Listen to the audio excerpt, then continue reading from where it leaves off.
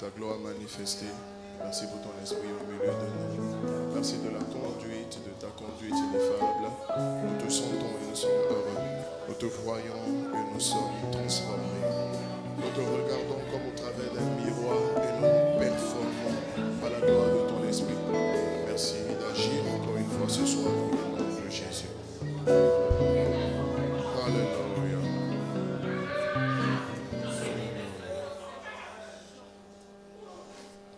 Matos.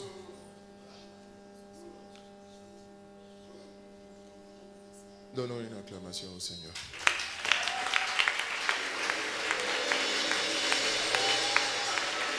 Donnons une acclamation.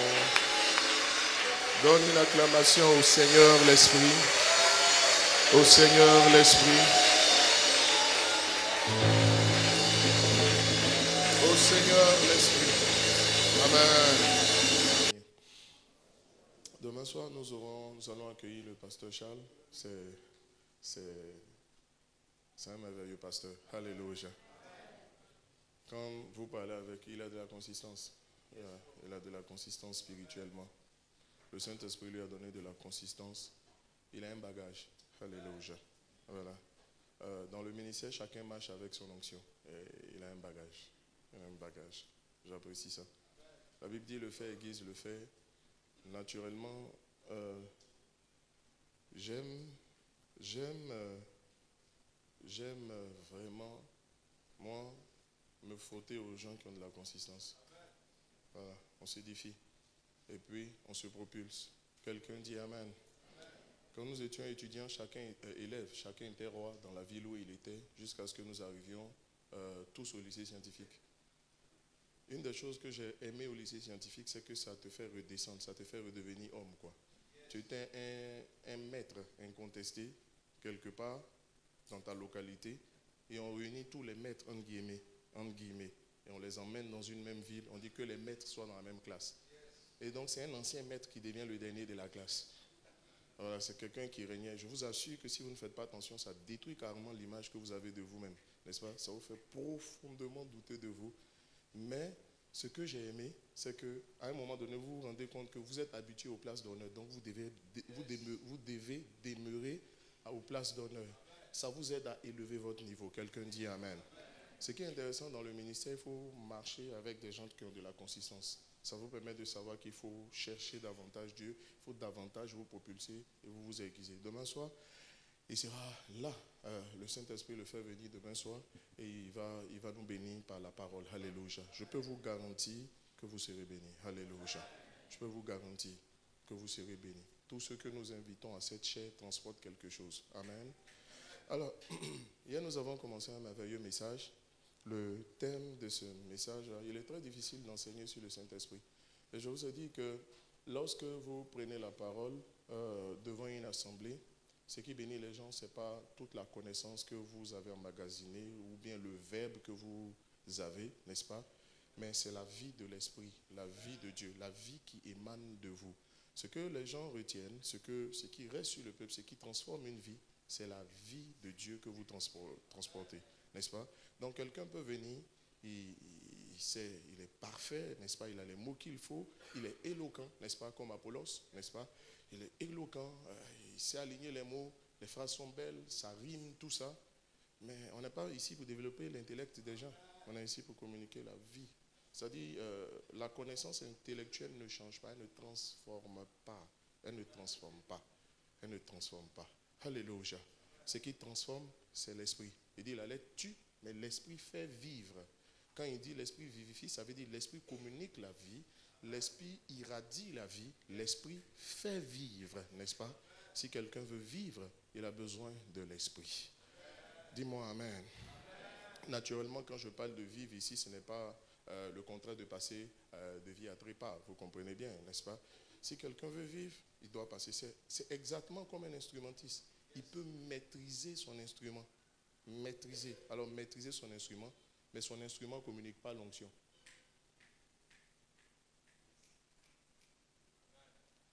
Je vous disais, là, ces derniers temps, ce que je fais quand je suis au bureau, depuis mon bureau, je suis un peu. Je sais à quel moment quelqu'un il n'a pas suivi un mouvement de l'esprit. C'est-à-dire, le mot mouvement, c'est comme un dribble, un virage. C'est-à-dire, il a pris un virage, tu sens que la personne ne l'a pas suivi. Et vous savez, quand vous-même vous êtes sensible au Saint-Esprit, vous savez rattraper l'esprit aussi. C'est-à-dire, vous avez manqué un virage, mais vous le rattrapez devant. Parce qu'en fait, c'est un peu comme quelqu'un qui marche devant vous et qui vous indique le chemin. Je vous disais, selon la parole de Dieu, on dit souvent, laisse-toi conduire par l'esprit. Pour que quelqu'un te conduise, il faut que toi tu le suives. Pour que tu le suives, il faut savoir où il est rentré. Il faut savoir où il est rentré. C'est la chose qui semble la plus difficile, mais lorsque vous réussissez, c'est la chose la plus passionnante. Savoir où l'esprit est rentré. Vous savez, le Saint-Esprit, tout à l'heure me parlait, il dit, tu sais ce qu'on appelle une atmosphère? Je dis, oui, je sais en français, c'est quoi une atmosphère? Une atmosphère, c'est une ambiance. Il dit, quand on parle d'une atmosphère, c'est ce qu'il y a dans l'air. Qu'est-ce qu'il y a dans l'air? Quelqu'un peut parler puis vous sentez qu'il n'y a rien dans l'air. Quelqu'un peut jouer de son instrument et vous sentez que il n'y a rien dans l'air. Remarquez par exemple, vous pouvez rentrer dans une maison et dès que vous rentrez, le thème de mon message depuis hier, c'est le ministère de l'esprit. Vous pouvez rentrer dans une maison et lorsque vous rentrez dans la maison, vous savez, vous dites, l'atmosphère est tendue. L'atmosphère est tendue. Vous sentez qu'il y a quelque chose, il y a palabre dans l'air. Vous sentez que peut-être avant que vous n'arriviez, les habitants de cette maison se sont empoignés. Peut-être où monsieur, madame, il y a un mécontentement. Quand il y a un mécontentement, il y a une tension entre des hommes. Si vous mettez ces deux personnes dans une pièce, l'atmosphère va vous dire quel genre de relation les deux personnes là, qui sont là entretiennent. Écoutez-moi, dites-moi amen. Dites amen à cette parole. Dites encore amen. Mais est-ce que vous pouvez savoir que deux personnes peuvent être en train de rire et puis brusquement, l'atmosphère change. Et puis vous voyez les deux personnes qui riaient sont en palabre, s'énervent. Vous remarquerez que la plupart du temps, c'est soit une parole qui a été mal placée qui a changé l'atmosphère. Ou bien un acte qui a été posé qui a changé l'atmosphère. C'est la même chose avec le Saint-Esprit quand vous êtes à l'église, quand vous êtes dirigeant, quand vous prenez la parole, quand vous êtes chante. On peut être dans une certaine atmosphère. On va vers quelque part et puis vous dites juste un mot. Par exemple, quelqu'un peut être en train de rire avec vous et puis il a dit un mot qui vous a blessé. Votre visage change. Votre atmosphère change. Est-ce qu'on a eu besoin des démons pour changer l'atmosphère? C'est une parole, c'est un mot. C'est une note mal jouée qui peut changer toute une atmosphère. C'est en cela que le ministère peut être difficile. C'est en cela que la conduite du Saint-Esprit peut être difficile. C'est pourquoi il n'y a pas de formule. Il n'y a pas de formule. Les amis, exercez-vous à ça. Premièrement, quand vous priez, arrangez-vous pour qu'il y ait quelque chose dans l'atmosphère. Quand il n'y a rien dans l'atmosphère, vous sentez. Il y a de l'espace, mais il y a quelque chose.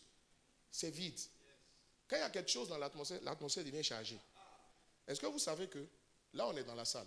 Juste après, quand on va sortir, quand on va arrêter les splits, l'odeur de ceux qui respiraient et transpiraient dans cette salle va rester. On laisse un parfum. Une atmosphère laisse toujours un parfum. Et ce qui est dans l'atmosphère va laisser un parfum. Ce parfum, c'est l'onction manifestée d'une certaine façon. Dites-moi amen. Dites-moi amen. Qui me suit? Qui comprend? Dites-moi amen. C'est une autre dimension qui, dans votre relation avec le Seigneur, n'acceptez jamais de parler à Dieu quand il n'y a rien dans l'atmosphère. Tu vois bien que l'atmosphère est vide et puis tu parles. Le but, ce n'est pas de parler. Le but, ce n'est pas de parler. Le but, ce n'est pas de parler. S'il n'y avait pas l'échelle qui reliait le ciel, les anges ne pouvaient pas monter et descendre. Cette atmosphère devient maintenant, comme la Bible parle, vous savez, dans l'autel des parfums, il y a de l'encens qu'on brûlait et qu'on faisait. On dit ça monte comme les prières du peuple. Il y a quelque chose dans l'atmosphère. Arrangez-vous qu'il y ait quelque chose dans l'atmosphère. Ce quelque chose qui est dans l'atmosphère, c'est la présence du Saint-Esprit.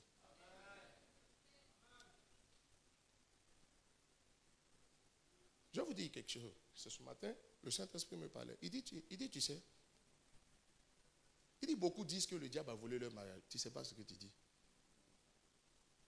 Je m'excuse quand je dis tu ne sais pas ce que tu dis. Par exemple, ce seul mot peut changer votre atmosphère.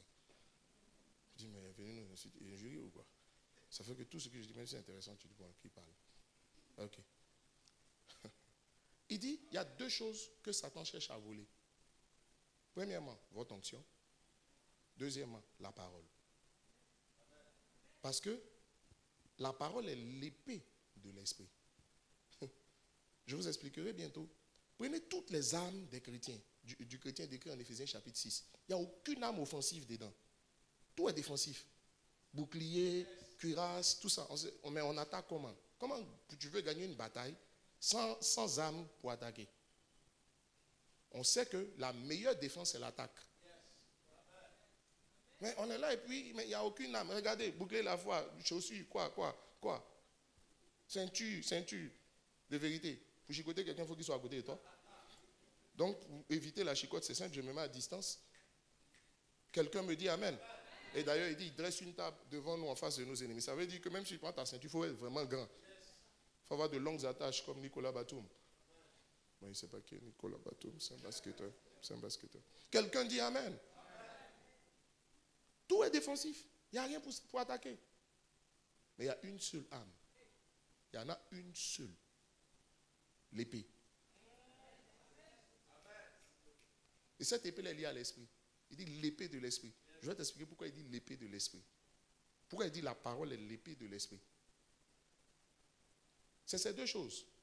Si le diable a volé votre onction, c'est pourquoi il se battra, il s'arrangera pour que vous ne conserviez pas l'onction que vous recevez. Le tout n'est pas d'avoir l'onction, il faut conserver l'onction. Il faut conserver ton revêtement. Ne confondez jamais l'esprit et l'onction. L'onction, c'est la manifestation de l'autorité de l'esprit. C'est la manifestation de l'autorité de l'esprit. C'est la puissance du Saint-Esprit. Et l'esprit, c'est une personne. L'esprit n'est pas une force. Je dis beaucoup de choses, écoutez-moi, vous allez voir comment tous les éléments vont se mettre ensemble. L'esprit n'est pas une force. Mais la puissance du Saint-Esprit, l'onction, ça c'est une force. Dites-moi Amen. C'est pourquoi je disais hier, tu ne peux pas dire je suis rempli. Non, tu es rempli du Saint-Esprit, mais tu es revêtu de l'onction. Dites-moi Amen. Dites-moi Amen. Le ministère de l'Esprit. Le ministère de l'Esprit. Nous avons vu hier, dans tout ce que nous avons dit, et là où nous sommes arrêtés, ce serait hasardeux pour moi de faire un résumé, un large résumé. Nous sommes arrêtés au fait que Jean chapitre 5, du verset 22 au verset 23, en Jean chapitre 5, du verset 22 au verset 23, il est dit, le Père ne juge personne, mais il a remis tout jugement au Fils, afin que tous honorent le Fils. Mais celui qui juge, il juge parce qu'il a l'autorité. Autrement dit, il a remis toute autorité au Fils, de sorte à ce que le Fils soit honoré. Parce qu'on honore celui qui a l'autorité. Ah, dites-moi Amen. C'est pourquoi il parle du jugement ici. Parce que celui qui te juge a une certaine autorité, a une certaine position. Alléluia. Il dit, afin que tous honorent le Fils comme il honore le Père. Parce que le Père a une préoccupation. Le Père au ciel. Pendant le temps de sa manifestation, le Fils est venu sur la terre. Mais pour que le Fils puisse représenter le Père, il fallait que le Fils ait l'autorité du Père. Parce que quand quelqu'un vous représente, il a votre autorité. De sorte à ce qu'on respecte la personne comme on vous aurait respecté. Il dit, j'ai mis toute autorité. C'est pourquoi Jésus dit, toute autorité m'a été donnée. Pour dire sur la terre, au temps de la présence de Jésus sur la terre, c'était l'autorité suprême. Dites-moi Amen. Sur la terre, la plus haute autorité, c'était Jésus. Moi, quand je dis c'était Jésus, je ne suis pas en train de changer, suis-moi. Le Père a remis toute autorité, mais pour qu'on le respecte, pour qu'on l'honore. Honorer va au-delà du respect. Maintenant, il va dire ceci. Celui qui n'honore pas le Fils, n'honore pas le Père qui l'a envoyé. Mais, problème, ou bien, remarque, le Fils qui a été envoyé est retourné vers celui qui l'a envoyé. Maintenant, celui qui l'a envoyé quelqu'un d'autre. Il avait envoyé le Fils, mission achevée, il dit retourne. Si je t'envoie, c'est que quand on va en mission, on revient de mission. Le Fils est revenu de mission. Il a bien joué sa mission. Il a assis à la droite de Dieu. Il règne déjà. Quelqu'un me dit Amen. Maintenant, le Père, le problème c'est que on ne pouvait pas laisser la terre sans autorité. Le Père dit, Fils, tu as fini ta mission. J'envoie maintenant le Saint-Esprit sur la terre. Et comme sur la terre, l'autorité que moi j'envoie doit être la plus haute des autorités. Regardez, dans une ville, il n'y a pas plus grand que le préfet. On ne peut pas mettre quelqu'un dans la ville qui a la même autorité que le préfet. Aujourd'hui, on dit conseil général, tout ça. Mais tu sais que le président du conseil général, ce n'est pas lui qui représente le président. Lui, il représente la population. La plus haute autorité dans une ville, c'est le préfet. Et il n'y a personne qui a son rang. Donc les deux, le Fils et le Saint-Esprit, ne pouvaient pas être sur la terre en même temps. Ça s'appelle l'enseignement. Écoute. Donc il dit, Fils, tu retournes, maintenant j'envoie le Saint-Esprit. Sur la terre, la plus haute autorité, c'est le Saint-Esprit. Maintenant, quel est le problème? Il dit, Dieu nous a déjà montré dans ce passage que quand lui, il envoie quelqu'un, tout le monde doit l'honorer. Il dit, la manière donc qu'on honore Jésus, le Saint-Esprit qui a pris le relais et qui désormais, comprenez bien, sur la terre, le Père est représenté par le Saint-Esprit. Sur la terre, le Fils, Jésus est représenté aussi par le Saint-Esprit. En réalité, le Saint-Esprit représente le Père et le Fils sur la terre. Quelqu'un comme ça, tu ne vas pas l'honorer? Donc, d'où vient donc le péché contre le Saint-Esprit? Au-delà du fait de parler, c'est le fait de ne pas honorer le Saint-Esprit.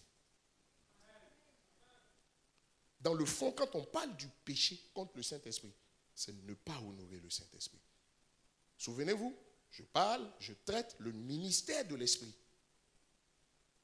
C'est ça le thème de mon message. Le ministère de l'Esprit. Depuis hier. Mais vous savez pourquoi nous n'honorons pas le Saint-Esprit comme il se doit? Une seule raison. Pour honorer quelqu'un, on l'honore à la dimension de son rang. Est-ce que vous savez qu'avant de chercher à honorer quelqu'un, il faut savoir qui il est? Quelle est sa dimension? Pour ne pas commettre une erreur. Tu peux vouloir bien faire, mais si tu ne sais pas que la personne est ce qu'elle est, ce que tu vas faire bien, mais ça ne vaut pas sa dimension.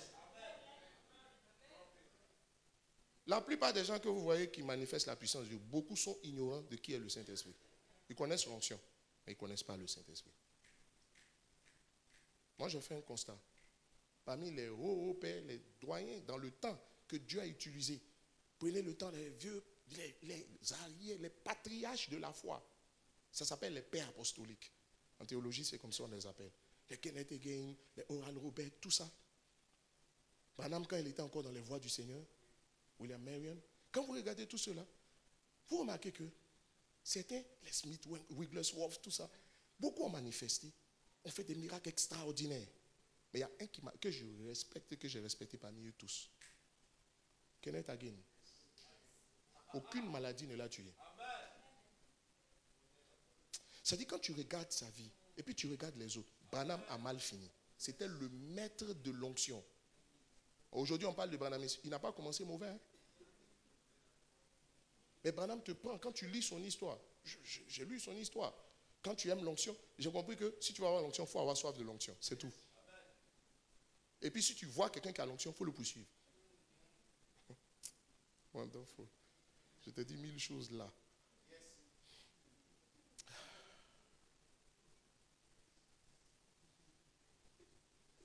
C'est tout. C'est pas compliqué. Il faut avoir soif. Il faut avoir soif. Et puis il faut poursuivre celui qui a ça.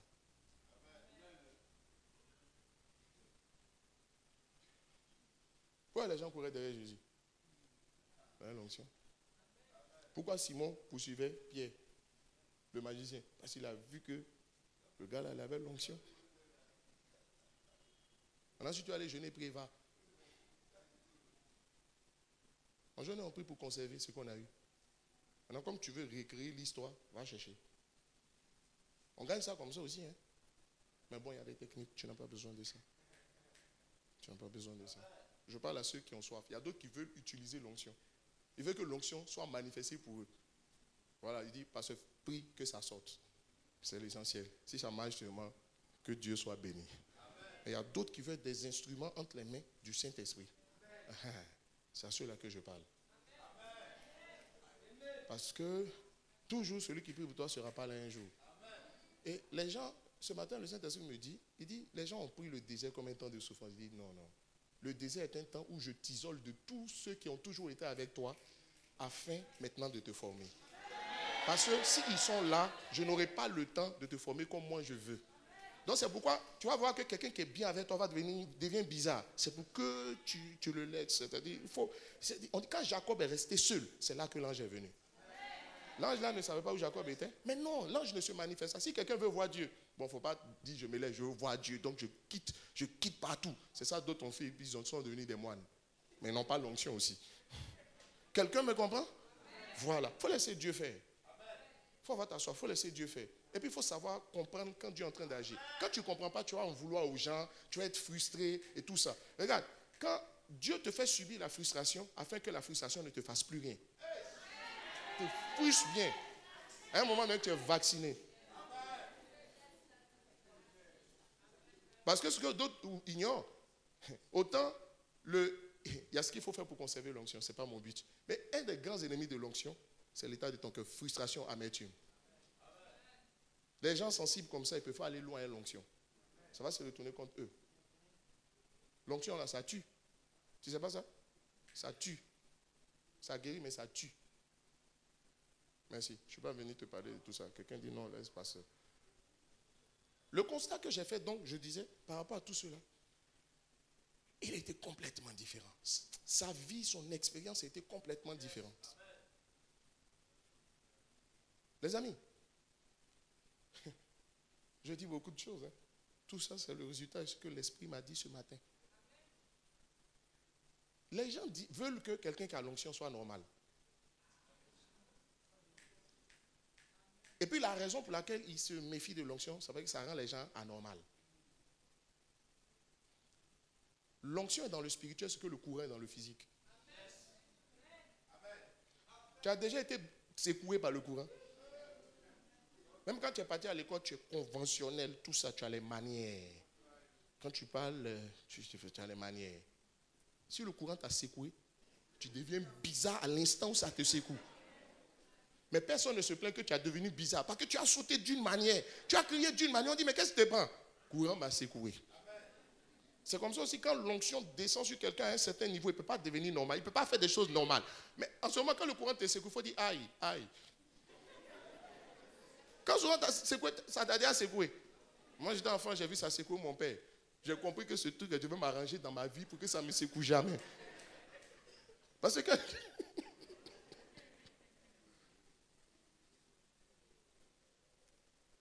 Je te cite ça tout à l'heure, je vais t'expliquer. Pourquoi d'autres finissent par ne pas honorer le Saint-Esprit? Ça dit, oh my goodness. Le Saint-Esprit doit être honoré. Mais pourquoi on ne l'honore pas? Mais parce qu'on ne sait pas qui il est. Parce que comme on ne sait pas réellement qui il est, d'autres le prennent juste pour une puissance.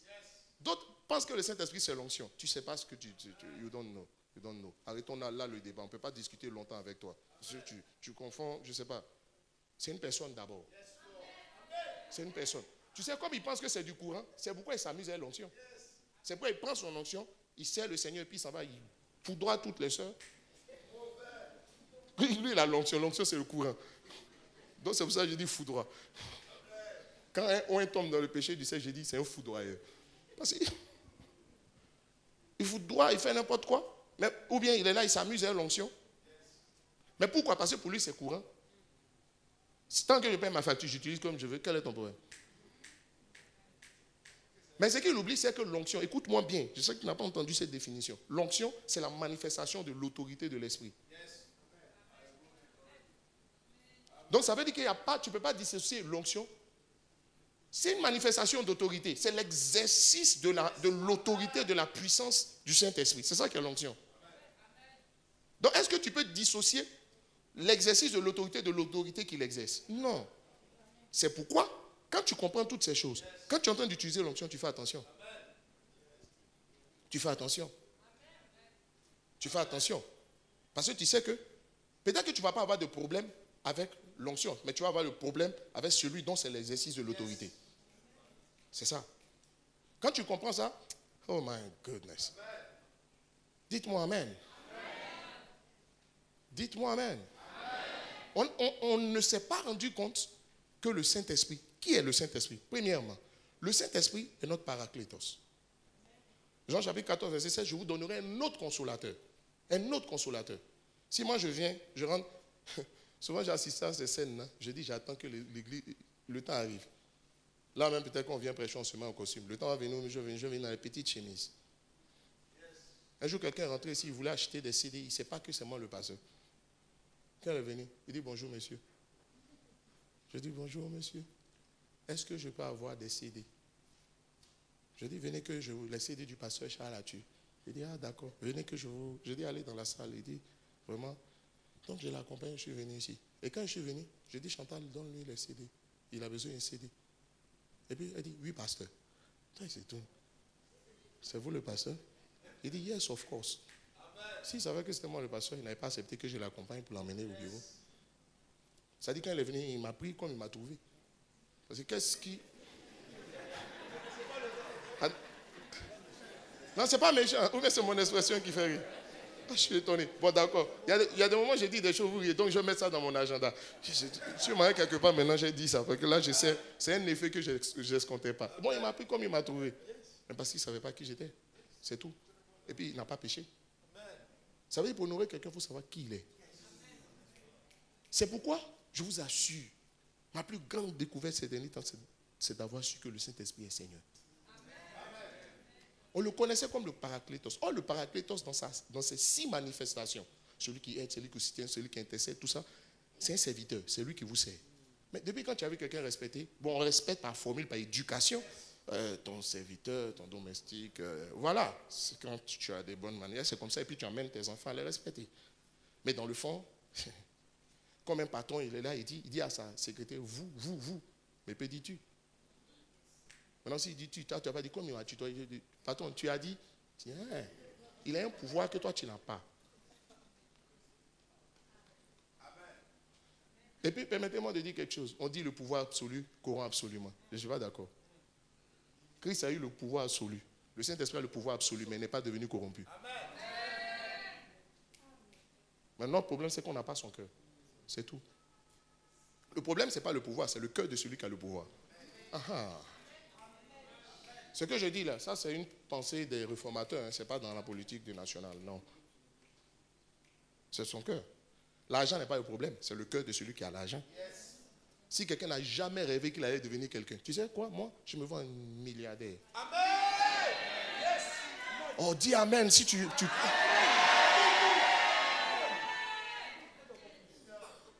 Cette église, quand je la vois une église hyper prospère. Amen. Dis bien Amen. Parce que tu sais quoi? Quand tu as les moyens, tes rêves là ne durent pas pour se réaliser.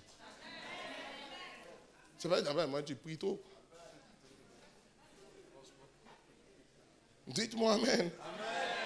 Tu sais pourquoi tu pries pour avoir visa? C'est parce que tu n'as pas beaucoup d'argent. Si dans ton compte il y a suffisamment d'argent, tu n'as même pas besoin de venir voir le pasteur. Tu te lèves, tu t'en à l'ambassade, tu dis je veux voyager. Amen. Quand tu déposes le papier, on regarde ton compte, tu dis ok. Tu veux 10 ans? Tu dis non, je m'en vais pour revenir. Tu dictes les thèmes du débat. Quelqu'un me dit Amen. Ne me faites pas sortir de mon message. Mais le Saint-Esprit est Seigneur. Je t'ai dit, aïe. Ça me bouscule. C'est là que je dis à la régie 2 Corinthiens chapitre 3, à partir du verset 15, 2 Corinthiens chapitre 3, va vite, il faut que j'avance. Il dit jusqu'à ce jour, quand on lit verset 16. Il dit, mais lorsque les cœurs se convertissent au Seigneur, le voile est ôté. Lorsque les cœurs se convertissent au Seigneur, est-ce que tu sais que quelqu'un peut avoir l'onction et puis il ne comprend pas la parole? Ça veut dire qu'il y a toujours son voile qui est là. Ce n'est pas quand on se convertit à l'onction que le voile est levé. C'est lorsqu'on se convertit à l'esprit. Je ne veux pas citer son nom, mais il y a un homme de Dieu qui me plaît trop. C'est-à-dire c'est l'un des rares. Vous remarquez que la plupart des gens qui sont des maîtres de la guérison, qui ont une forte onction sur leur vie, sont des gens qui ne savent pas prêcher. C'est quand ils prêchent, même ils disent des choses. Et puis ils sont pressés de finir la prédication pour aller, c'est-à-dire, voilà, c'est une façon de dire, bon, comme on ne peut pas venir prier pour les gens sans prêcher, laissez-moi parler un peu. Et puis à un moment, on dit, je ne vais pas être long. Tu n'as pas commencé, tu ne veux pas être long. Quelqu'un me suit? Mais il y a un qui me plaît. C'est-à-dire quand tu l'entends en train d'enseigner, il peut prêcher, il peut enseigner.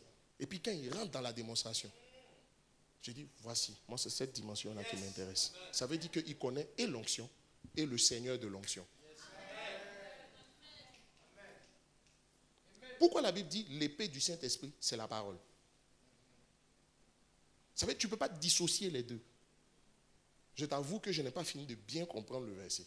Cette expression, je t'avoue. Je peux te dire quelque chose. Il y a une révélation de langue que je ne pense n'avoir pas encore suffisamment saisie. Donc, sauf que je ne m'étende pas là-dessus. Mais tu sais quoi, je prends la partie du main, je ferme, je fais 2 capilles. Il dit, donc, regarde, manifeste l'onction, mais connaît l'onction. Samson manifestait l'onction, il ne connaissait pas Dieu. De son temps, personne n'était loin comme Samson. Mais ce qui m'a fait mal, regardez comment il a fini sa vie. Quand je pense à ça, je dis, les yeux crevés, dans la déchéance. Son vrai problème avant d'Ali, là, c'est la parole qu'il ne connaissait pas. Dites-moi amen. Are you still here? Il dit maintenant, il dit lorsque les cœurs se convertissent. Ça veut dire que j'ai compris que premièrement, et puis maintenant il dit, oh le Seigneur c'est l'Esprit. Donc le Seigneur c'est l'Esprit. Chaque fois que vous lisez la Bible, vous voyez grand E majuscule, ça veut dire que ce n'est pas l'Esprit de l'homme, mais c'est le Saint-Esprit. Donc ça veut dire le Saint-Esprit est Seigneur. Mais c'est normal, puisque le Seigneur qui était là, on l'a rappelé au ciel, après sa mission. Donc celui qui revient, il revient puisqu'il doit être honoré au même titre. Il revient avec... Quelqu'un me comprend? Est-ce que vous savez que dans la divinité, personne n'est plus grand? Père, Fils et Saint-Esprit, personne n'est plus grand que l'autre. Apprends la doctrine chrétienne, s'il te plaît. C'est en cela que tu ne vas pas honorer le Saint-Esprit plus que Jésus, mais tu ne vas pas honorer Jésus aussi plus que le Saint-Esprit.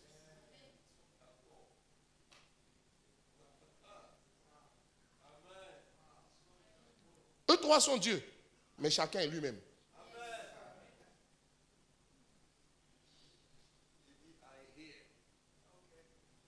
Oh, I like it. J'ai la chair de poule. J'ai la chair de poule. Look, regarde. Il y a quelque chose dans l'atmosphère.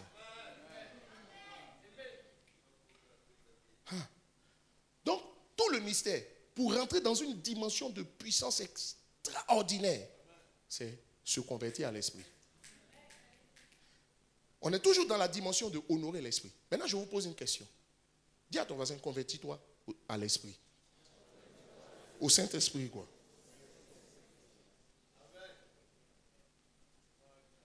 La question normale, c'est, on se convertit comment? Tu vois? Mais il n'est pas possible de se convertir à l'esprit sans l'honorer. En te convertissant, tu l'honores en même temps. Maintenant, comment tu t'es converti à Jésus? Tu as reconnu que Jésus est ton Seigneur et ton Dieu. Donc, dans le processus de la conversion, la première étape, c'est de reconnaître qui il est. Première étape.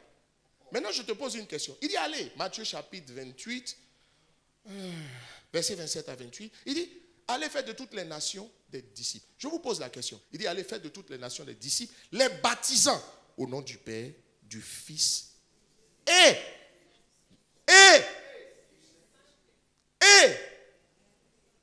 du Saint-Esprit. Maintenant, regardez la suite. Enseignez-leur à observer tout ce que... Le but, quand quelqu'un accepte Jésus, quelle est la finalité? Qu'il en devienne son disciple. Donc, se convertir à l'esprit, c'est devenir le disciple de l'esprit. Réponds amen d'abord. C'est ça la finalité. Si tu as accepté Jésus, quand on t'a pas enseigné à devenir son disciple, tu seras un chrétien ouya. Un chrétien rasta. Un chrétien rastapopoulos. Alléluia. Le but de la conversion, c'est de devenir disciple afin d'observer. Tu ne peux pas observer si tu n'es pas disciple. Tu ne peux pas observer si tu n'es pas disciple. Donc, ce que Dieu veut, c'est que nous devenons les disciples de l'esprit. C'est qui un disciple? Un adhérent. C'est qui un disciple? Un inconditionnel. C'est qui un disciple? Un apprenant. C'est qui un disciple? Un imitateur. C'est-à-dire, il faut que tu deviennes le petit ou la petite de l'esprit. Quand on est devenu chrétien, on nous appelait chrétiens. Chrétien à l'origine signifie petit Christ. Ça veut dire les petits du Seigneur. Dites-moi amen. Il faut que tu deviennes le petit de l'esprit. La petite de l'esprit. Tu es un adhérent. Tu as épousé la philosophie, la façon de voir, de penser. Ça dit, tu es un homme. Et c'est en cela que tu ne l'as pas là-bas. J'aime bien Galates chapitre 5, voilà, le verset 25.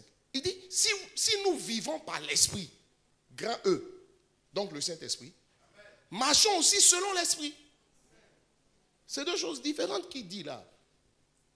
Il dit, si nous vivons par l'esprit, ça dit ta vie là, c'est une vie dans l'esprit.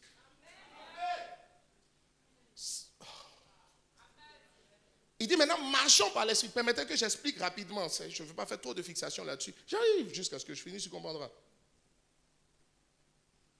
Je vous dis, quelqu'un qui manifeste l'onction et qui a la parole sera 10 fois supérieur à celui qui a l'onction seulement. Je te dis la vérité. Et puis après, il faut voir leur accomplissement. Tu vas voir jusqu'où. Et puis il faut regarder leur fin. Il faut regarder leur fin. Marcher, c'est se mettre en mouvement. Il dit, si nous vivons dans l'esprit, marchons selon l'esprit, ça veut dire, mets-toi en mouvement selon l'esprit. Si tu n'as pas reçu le OK, tu t'en vas où? C'est ce qu'il veut dire. Il dit, tu t'en vas où même? Tu t'en vas où? Tu veux faire quoi? Tu t'en vas où? C'est ce que ça signifie marcher par l'esprit. Marcher selon l'esprit. Parce que marcher, c'est se mettre en mouvement. Il dit, ne te mets pas en mouvement. Ne t'engage pas, ne bouge pas si tu n'as pas reçu un OK. Si tu n'as pas vu ou entendu. Mais en fait, ce matin, l'Esprit aussi m'a expliqué ce qu'on dit vu ou entendu. Je te parlerai de ça peut-être après. Amen. Qui est là avec moi? Je le dis en passant. Les gens qui se lèvent pour faire des choses sans avoir entendu du Saint-Esprit, vous déshonorez le Saint-Esprit.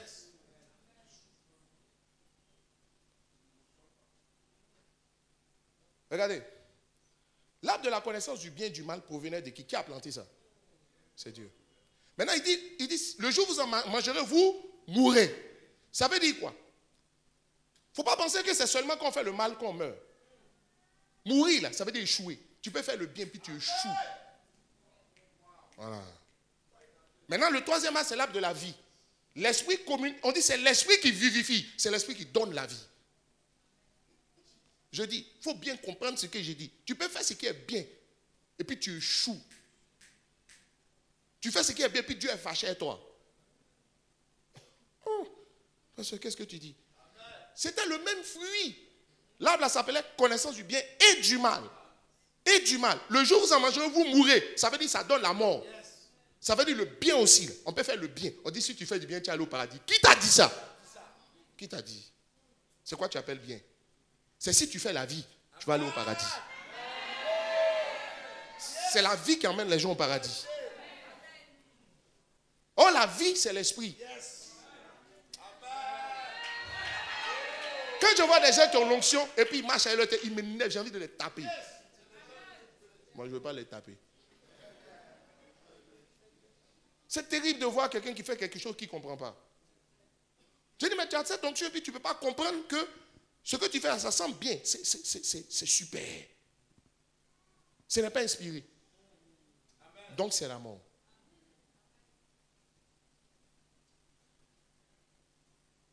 Permettez que je dise. Celui qui n'a pas l'attitude de rechercher la volonté du Saint-Esprit, d'entendre la voix de Dieu, et puis observer. Parce qu'il dit, quand tu deviens disciple, tu te convertis pour devenir disciple. Et quand tu deviens disciple, il faut que tu observes tout ce qu'on t'a appris. Tout ce que le Saint-Esprit t'a appris.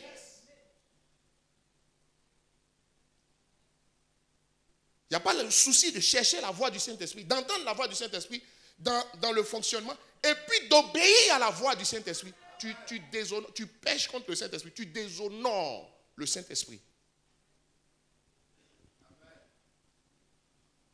Ça va? C'est pratique? Quelqu'un me comprend? Hein?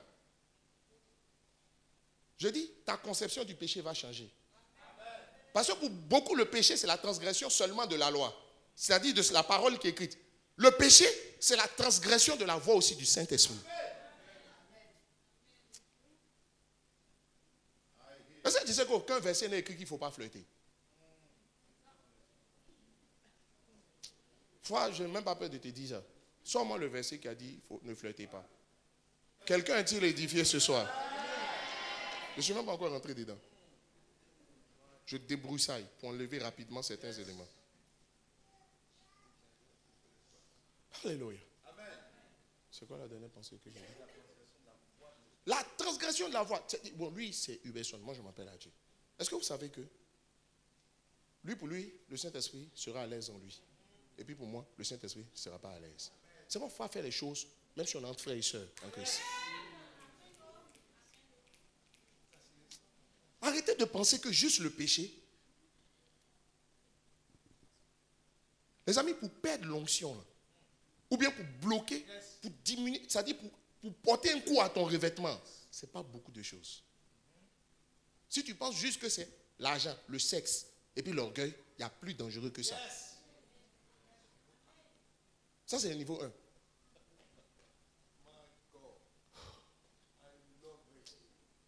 Attends, est-ce que quelqu'un, je veux dire, change ta conception du péché. Ce que je suis en train de te dire, après tu ne comprends pas, tu as des blocages. Tu dis, mais je n'ai pas commis l'impudicité, je n'ai pas volé, je n'ai pas fumé, je n'ai pas commis les œuvres de la chair. Ça, c'est niveau 1. Niveau 1. Est-ce que tu sais que tu peux fermer le ciel sur ta vie simplement? Au début, on a commencé ensemble. Le gars transportait quelque chose.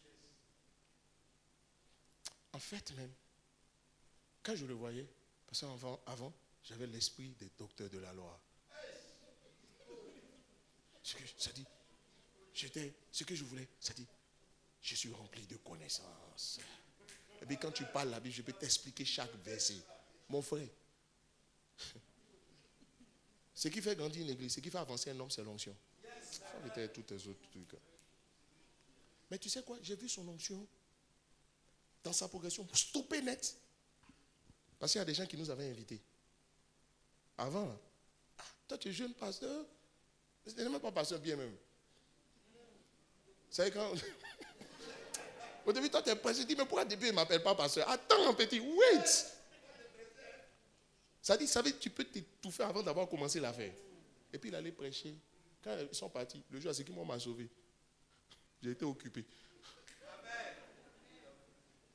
Dieu m'a occupé. Parce que Dieu pensait à toi. Dis-moi amen. Il n'y a pas de hasard dans les destinées. Mon frère, Ésaü et puis Jacob, ils sont de la même famille. On dit Dieu a aimé Jacob, il a eu Ésaü. Pourtant, c'est Jacob qui était le fautif. Non, il y a des critères non dits. Mais en fait, c'est dit. Sur laquelle Dieu juge les gens. On dit Jacob n'a jamais été paresseux. Jacob aimait l'intimité avec le Père. Le Père, là, c'est Dieu. L'autre pensait qu'on se bat, l'effort fait l'effort. Non. C'est la grâce qui fait l'effort. Jacob, il est sa maman, c'est ça. Jusqu'à sa maman qui a donné le doc. Elle dit petit, lui là. Il ne peut pas prendre l'onction. Il ne faut pas t'y prendre. Bon, maintenant, c'est vrai que c'est lui qui était destiné. Quand tu vois quand on a la prophétie sur leur vie, tu sentais que c'était à Jacob qui c'était destiné. Mais comme son moyen n'était pas bon, même si c'était à lui qui était destiné, Dieu devait le fatiguer un peu. Ça, Dieu l'a fatigué, il a payé 14 ans. Lui, son problème, c'était d'en faire des mariages. Dites-moi amen. Dites-moi amen. J'ai vu qu'il s'est stoppé. Aujourd'hui, il exerce, il est en France. Il est à Marseille, il a son église. Si moi, il n'y a pas la main de Dieu, ou bien je sens quelqu'un, je ne marche pas avec toi. Hein? Je pense à vous. Et puis je pense à ceux qui ne sont pas encore venus. Aujourd'hui, quand tu considères que le Saint-Esprit est Seigneur, ça dit ta conception du péché, là, elle doit aller plus loin que les œuvres de la chair et la transgression de la loi. Ton attitude vis-à-vis du Saint-Esprit. Et c'est là que beaucoup sont disqualifiés. C'est là, je me suis rendu compte, c'est ce qui fait la différence entre ceux qui deviennent de grands pasteurs, des gens puissamment, qui vont loin avec Dieu. Et puis les gens, tu sens que Dieu a eux, mais Dieu un peu avec eux.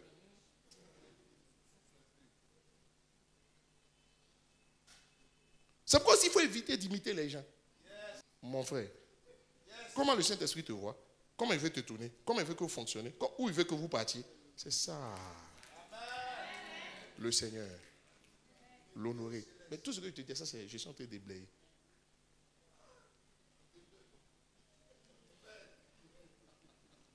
Parce que le mot Seigneur aussi, vous savez ce que ça signifie? Le mot Seigneur, ça signifie celui qui a le pouvoir. Sinon, celui qui est au pouvoir. Je vais vous aider ce soir. Enfin, le Saint-Esprit va vous aider ce soir. Ça veut dire le boss. Dis à ton voisin, boss.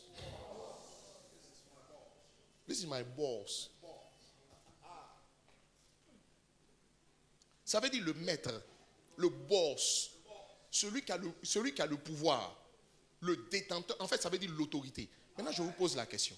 Je vous ai dit que la plus haute autorité sur la terre, c'est qui? Mais ce qui me plaît à Dieu, personne ne l'a élu. Ce n'est pas la suite d'une élection que le Saint-Esprit a été appointé.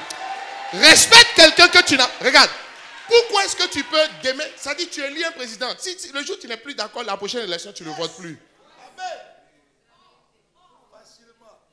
Tu ne le votes plus et puis il quitte là. Mais tu sais quoi? Comme ce n'est pas la suite d'une élection que le Saint-Esprit est devenu la personne la plus puissante de la terre, personne ne peut le bouger de là. Dites-moi Amen. Dites-moi Amen. Dites-moi Amen. Maintenant, je vous pose une question. Dans un État, quelle est l'autorité suprême? Le président. Est-ce que le président qui dit je veux partir dans une ville, est-ce que les gens de cette ville peuvent dire il ne vient pas? Mais c'est ce que vous faites au Saint-Esprit. C'est l'autorité suprême. Il va où il veut. Le vent souffle. Tu entends son bruit, mais tu ne sais pas d'où il vient, ni où il va. Ainsi en est-il de celui qui est né de l'Esprit. Personne ne peut le canaliser. Il va où il veut. Mais il y a des gens qui ont décidé qu'ils ne peuvent pas aller dans leur région. C'est de ça que je vais te parler la prochaine fois. Mais aujourd'hui, je vais te dire quelque chose. Ça veut dire il est l'autorité, le maître. Vous avez lu dans la Bible que Jésus a dit il est le maître du sabbat. Le mot Seigneur, c'est kurios. Kurios signifie Seigneur, mais kurios signifie maître et puis boss. Quand Jésus dit je suis le maître du sabbat, je suis le kurios du sabbat, je suis le Seigneur du sabbat. Mais dans quelles conditions Jésus a dit ça? Écoute-moi bien, écoute-moi bien. Jésus a dit ça parce qu'un jour, il a le passage, Matthieu chapitre 12, verset 8. Il dit, car le Fils de l'homme est maître du sabbat. Mais lisez à partir du verset 1 jusqu'au verset 8. Les pharisiens voulaient fatiguer Jésus. Il dit, parce que les disciples passaient dans un champ, ils ont eu faim. Ils ont vu du maïs, ils ont commencé à dégainer des épis de maïs. Ils avaient faim. Et puis les docteurs de la loi, les scribes et les pharisiens sont venus pour dire, mais vous là, vous ne savez pas que c'est sabbat? Et quand il y a sabbat, on ne mange pas? Le jour du sabbat, on jeûne. Ce passage m'a fait toujours impressionné. J'ai dit, mais il dit quoi même? Comme vous n'avez pas compris cet épisode, pourtant vous avez la loi, c'est pour ça que vous venez vous plaindre. Le Fils de l'homme est le maître du sabbat. Il veut dire quoi? Les choses sont fixées comme ça. Mais le maître du sabbat peut redisposer le sabbat à n'importe moment comme il veut, sans rendre compte à quelqu'un. Dis-moi Amen. Maintenant, quel est le problème de beaucoup? Ils sont là, ils disent, l'apôtre Paul devait aller dans une région, et puis la nuit, il avait arrêté tous ses plans. La nuit, le Saint-Esprit se révèle à lui, il voit le Macédonien, il dit, va en Macédoine, sauve-nous. Dès cet instant, Paul dit, je ne vais plus où je partais. Je m'en vais en Macédoine. Et la Bible dit, souvenez-vous, on dit de tous ceux qui ont donné, l'église qui a le plus donné, c'est l'église de Macédoine. Mais vous savez pourquoi? Ça veut dire, c'était des gens qui étaient pauvres. On dit, malgré le grande pauvreté. Ça dit, si Paul n'avait pas obéi, malgré tout ce qui... Ça veut dire, comme le Saint-Esprit est le maître du sabbat, Jésus est le maître du sabbat, s'il change de mouvement, ce n'est pas un problème. Je ne suis pas figé. Je ne peux pas dire, tu avais dit ceci, mais pourquoi ça change? Malléable entre les mains du Saint-Esprit. Quand quelqu'un ne peut pas se rendre aussi malléable entre les mains du Saint-Esprit, il déshonore le Saint-Esprit. Maintenant, regardez le réveil qui s'est passé en Macédoine. Il aurait raté cela s'il n'avait pas compris que le Saint-Esprit va où il veut. Ça dit, c'est pas que le Saint-Esprit change d'avis. Non, le Saint-Esprit veut voir. Est-ce que l'homme là, il peut s'adapter à lui? Est-ce que l'homme là, il peut être aussi malléable? Est-ce que l'homme peut suivre ses mouvements?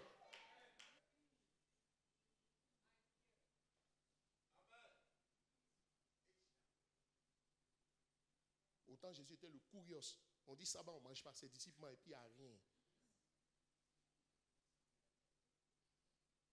Il dit que non, tu mets le désordre. Il n'a pas mis le désordre. C'est un message qu'il veut donner. je dis est clair. Quelqu'un dit Amen. Je m'arrête là.